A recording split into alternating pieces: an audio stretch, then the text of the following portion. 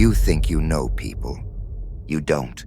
What you know is a performance, polished by fear. Every smile you trust, every confidence you admire, every kindness you believe in. It's theater, and the actors, they don't even know they're performing. But here's what Nietzsche saw that you missed. The truth isn't in what people show you. It's in what they're desperately trying to hide. Picture this. A woman tells you she's totally fine after her breakup, but her hands are shaking. Her laugh comes too quick. Her eyes dart away when you ask how she's really doing. She's not lying to you. She's lying to herself. There's a reason some smiles feel like masks. You'll see why in just a moment. Nietzsche once said, "Every profound spirit needs a mask." But he wasn't talking about deception. He was talking about survival. Because here's the uncomfortable truth. Everyone you meet is wearing armor they crafted in childhood, fighting battles they never told you about, protecting wounds that never fully healed. And the strangest part? The louder they perform, the quieter they are inside. But why do they do it? What are they so afraid you'll see? Stay with me. Because once you learn to see past the performance, once you understand what drives the mask, you'll never look at people the same way again. The kind person who never says no. The confident leader who works until 3 a.m. The friend who's always busy when you need them most. They're all telling you the same story. But what story are they telling? And why does it matter? That's where we go next. Into the space between who they are and who they pretend to be. The kindest person you know might be the most terrified. Think about it.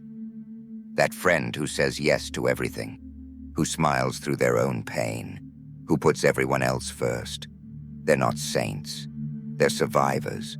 Because somewhere, long ago, they learned that love comes with conditions, that kindness is currency, that being needed is the only way to be wanted.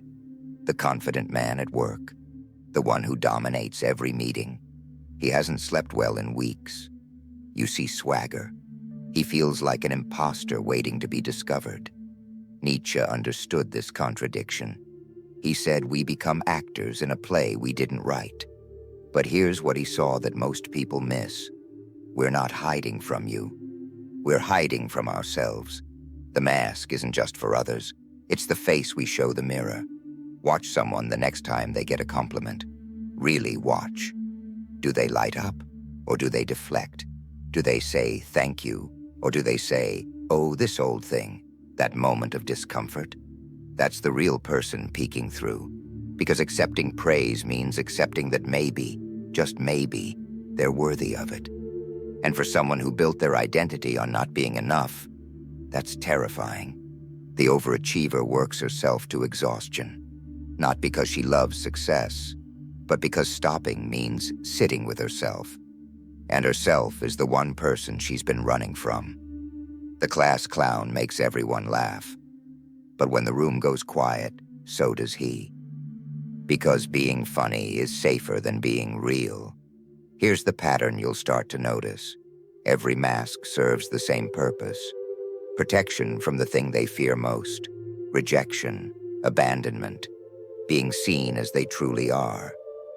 But masks are heavy, and they slip. You'll see it in the pause before they answer. The way their voice changes when the subject gets too close. The nervous laugh that doesn't match their words. These aren't accidents. They're confessions.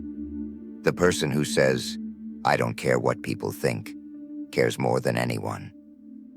The one who claims, I'm always happy, has forgotten what happiness actually feels like. But why do some people need to control everything while others disappear completely? What are they protecting? And what happens when the mask finally cracks? That's where the real story begins. Every boast is a bandage. The man who tells you about his expensive car, his perfect relationship, his latest promotion. He's not bragging. He's bleeding. Because Nietzsche saw what we pretend not to notice. The loudest voices often come from the emptiest rooms. Picture the woman who runs every meeting like a battlefield, who micromanages every detail, who can't delegate because no one else will do it right. She looks powerful. She feels powerless. Somewhere in her story, chaos won. Maybe it was a childhood where nothing was predictable. Maybe it was a moment when letting go meant losing everything. So now she grips, controls, commands. Because if she can control the outside world, maybe the inside world will finally feel safe. Here's what you need to understand. People who dominate conversations often feel invisible inside. Think about the last time someone interrupted you, again and again, never letting you finish a thought. They're not being rude. They're drowning. In a world where attention feels scarce, they've learned to take it by force, because waiting their turn means risking being forgotten. The person who always has to be right, who argues every point, corrects every story, challenges every opinion. They're fighting for their existence. Nietzsche called this the will to power, but not power over others, power over the feeling of being nothing. Watch someone the next time they're proven wrong. Really watch. Do they accept it gracefully? Or do they double down, deflect, attack? That resistance isn't about being stubborn. It's about survival. Because if they're wrong about this, maybe they're wrong about everything. Maybe they're not as smart, as valuable, as necessary as they've convinced themselves to be. The executive who works 80-hour weeks isn't ambitious. He's afraid. Afraid that without the title, the salary, the corner office, he's just ordinary. The social media influencer who posts every perfect moment isn't confident. She's collecting evidence, proof that her life is worth watching, that she matters. But here's the tragedy Nietzsche understood. The harder someone performs strength, the more fragile they actually are. The person who never shows weakness has never learned that being vulnerable is what makes you human. So they build towers of achievement, walls of perfection, castles of control, and they rule over kingdoms of loneliness. But what happens when the performance finally exhausts them? When the mask becomes too heavy to wear? That's when you see something beautiful, something real, something they've been hiding from the world and from themselves. People repeat like haunted songs, the same lyrics, the same melody, over and over until you realize this isn't random. This is ritual. He always ghosts you when things get close, not because he's cruel, but because closeness terrifies him more than loneliness. She always finds something wrong with the good guys, not because she enjoys drama, but because love feels dangerous when you've been abandoned before.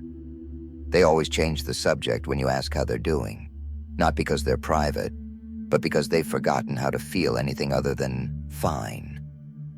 Nietzsche saw this pattern everywhere. He said, we don't live our lives, we reenact them. Watch the person who apologizes for everything, for taking up space, for having opinions, for existing too loudly in a room. That's not politeness. That's programming. Somewhere in their story, they learned that their presence was a burden, that their needs were too much, that sorry was the price of admission to other people's love. Now watch the person who never apologizes, even when they're clearly wrong, even when they've hurt someone, even when sorry would heal everything. That's not strength. That's scar tissue. They learned that admitting fault meant admitting worthlessness, that vulnerability was weakness, that saying sorry was saying goodbye. Their habits, unspoken confessions, the workaholic who can't sit still, the people pleaser who can't say no, the perfectionist who can't start anything because nothing will ever be good enough.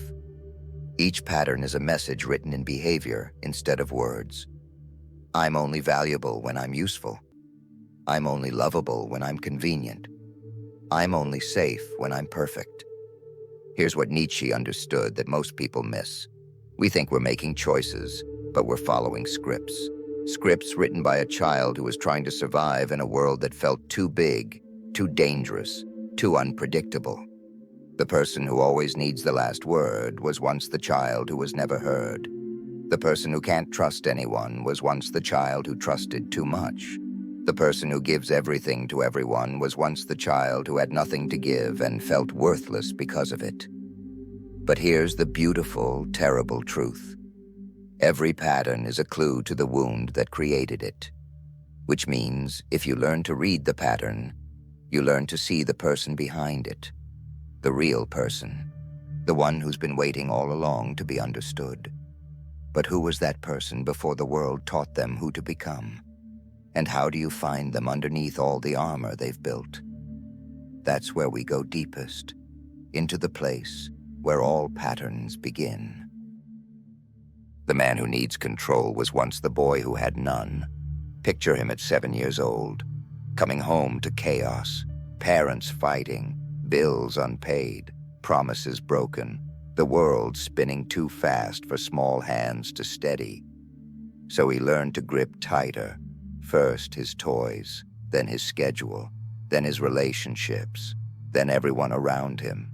Because somewhere in his small heart, he decided that if he could just control enough, the world would finally feel safe. The woman who can't trust love was once the girl who loved too easily. She gave her whole heart to a father who left, to a mother who was too tired to see her, to friends who promised forever and delivered nothing.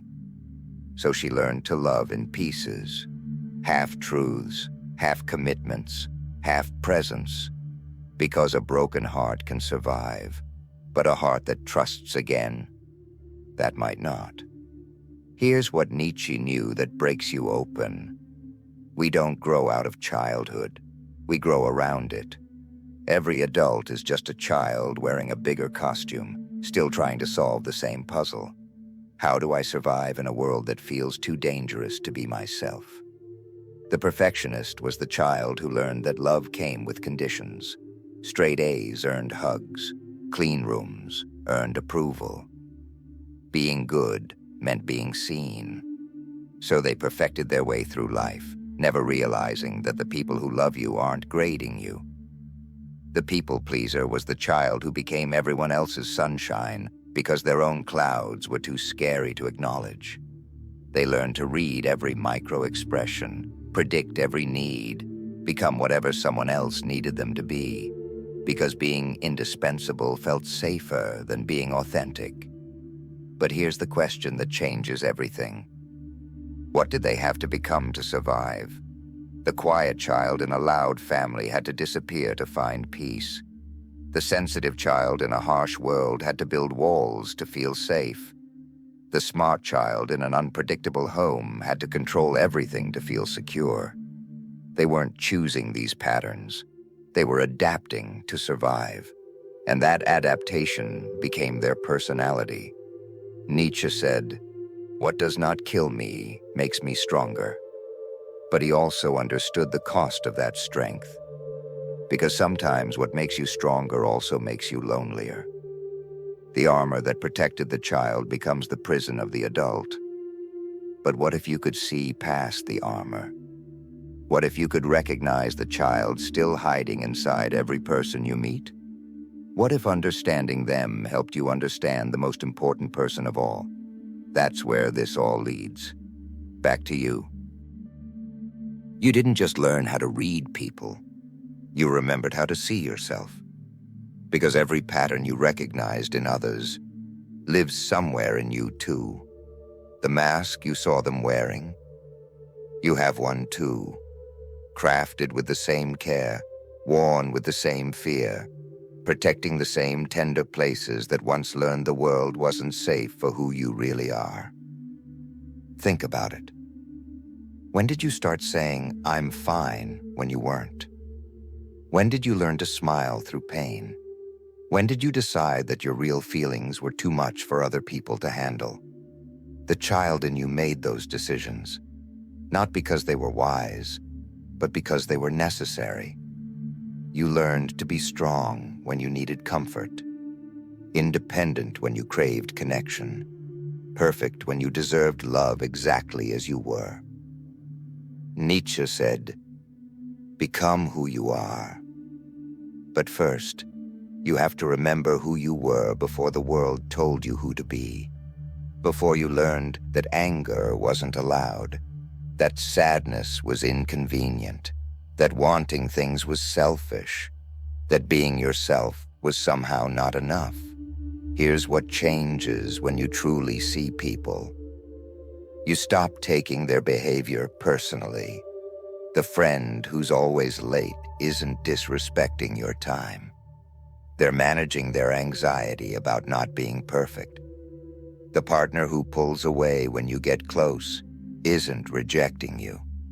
They're protecting themselves from a fear that has nothing to do with you. The colleague who steals credit isn't evil.